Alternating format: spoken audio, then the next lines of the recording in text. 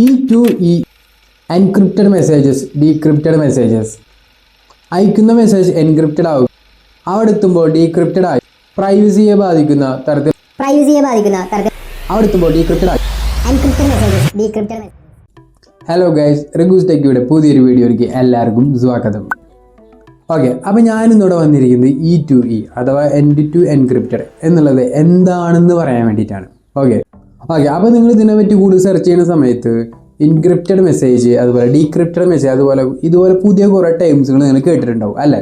അപ്പോൾ ഞാൻ ഈ വീഡിയോയിൽ ഇങ്ങനത്തെ കാര്യങ്ങളൊന്നും പറയാതെ സിമ്പിളായിട്ട് E2E എന്നാൽ എന്താണെന്ന് സിമ്പിളായിട്ടാണ് ഞാൻ പറഞ്ഞു തരുന്നത്. ഓക്കെ, സോ E2E അഥവാ എൻഡ് ടു എൻക്രിപ്റ്റഡ് എന്ന് വെച്ച് കഴിഞ്ഞാൽ എൻഡ് ടു എൻഡ് ഈ വേർഡിൽ നിന്ന് നമുക്കിത് എന്താണെന്നുള്ളതിനെ മനസ്സിലാക്കാനായിട്ട് സാധിക്കും.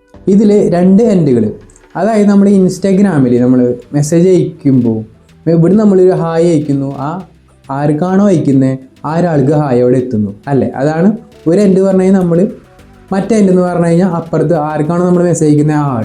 ഓക്കെ, അപ്പോൾ സംഭവം വേറെ ഒന്നല്ല, നമ്മൾ ഈ ഹായ് എന്ന് അയക്കുന്ന മെസ്സേജ് ഇൻസ്റ്റാഗ്രാമിന് അതുപോലെ തന്നെ മെറ്റയ്ക്കും റീഡ് ചെയ്യാനായിട്ട് സാധിച്ചിരുന്നില്ല ഇത്രയും നാൾ.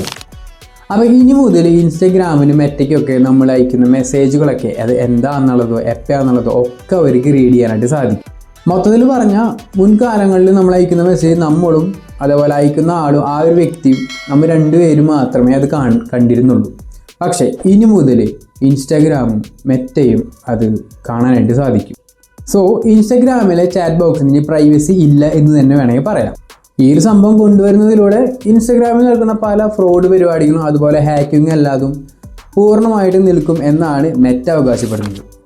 അപ്പോൾ ഇതേപോലത്തെ ഫ്രോഡ് പരിപാടിയും അതുപോലെ തന്നെ ഹാക്കിങ് കാര്യങ്ങളൊക്കെ നടക്കാതിരിക്കുന്നതിലൂടെ നമുക്ക് തന്നെ ഉപകാരമുള്ളത് അല്ലേ. പിന്നൊരു പ്രശ്നം എന്ന് പറഞ്ഞാൽ പ്രൈവറ്റ് ആയിട്ടുള്ള മെസ്സേജും കാര്യങ്ങളൊക്കെ നമുക്ക് ഇനി ഇൻസ്റ്റാഗ്രാമിലൂടെ അയക്കാനായിട്ട് സാധിക്കില്ല. അതിനായിട്ട് വേറെ കുറേ ആപ്പുകളൊക്കെ നമുക്ക് യൂസ് ചെയ്യാവുന്നതാണ്. അപ്പോൾ നിങ്ങൾ ഏതാണ് ആപ്പ് യൂസ് ചെയ്യുന്നതിൽ ജാടെ കമൻറ്റ് ചെയ്യുക. അപ്പോൾ ഇതെല്ലാവർക്കും ഇൻഫോർമേറ്റീവ് വീഡിയോ ആണെന്ന് ഞാൻ വിശ്വസിക്കുന്നു. ഇതേപോലത്തെ വീഡിയോ ആയിട്ട് ഞാൻ ഇനിയും വരുന്നതാണ്. അപ്പോൾ ഇനി അടുത്ത വീഡിയോയിൽ കാണാം. അതുവരെയും ബൈ.